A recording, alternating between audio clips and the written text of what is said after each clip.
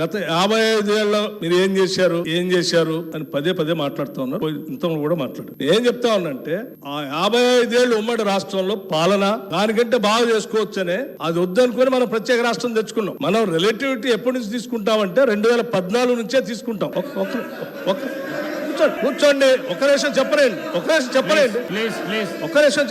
ప్రత్యేక రాష్ట్రం ఏర్పడిన తర్వాత అది బాగలేదని ఈ రాష్ట్ర ప్రజలందరూ కూడా సకల జనులు సమ్మె చేస్తే ఇక్కడ ఉన్నటువంటి మంత్రులు కూడా కౌశిక్ రెడ్డి గారు కూర్చోండి. పెద్ద రాష్ట్రంలో మంత్రులు ఉంటే కూడా రాజీనామా చేసి మంత్రులందరూ కూడా తీర్మానం చేసి ఈ సభలో ఉన్నటువంటి కాంగ్రెస్ శాసనసభ్యులు కూడా అందరూ తీర్మానం చేసి ప్రత్యేక రాష్ట్రం కావాలని కేంద్ర నాయకత్వాన్ని ఒప్పించి శ్రీమతి సోనియా గాంధీ గారి దగ్గర కలిసి సభలో సరిపోయేంత బలం లేకపోయినప్పటికీ సభలో ఉన్నటువంటి వాళ్ళందరినీ ఒప్పించి ప్రత్యేక తెలంగాణ రాష్ట్రం ఇచ్చినటువంటి కాంగ్రెస్ పార్టీ ఆ ఆలోచన ఉంది కాబట్టి ఇచ్చింది అధ్యక్ష కాంగ్రెస్ పార్టీ.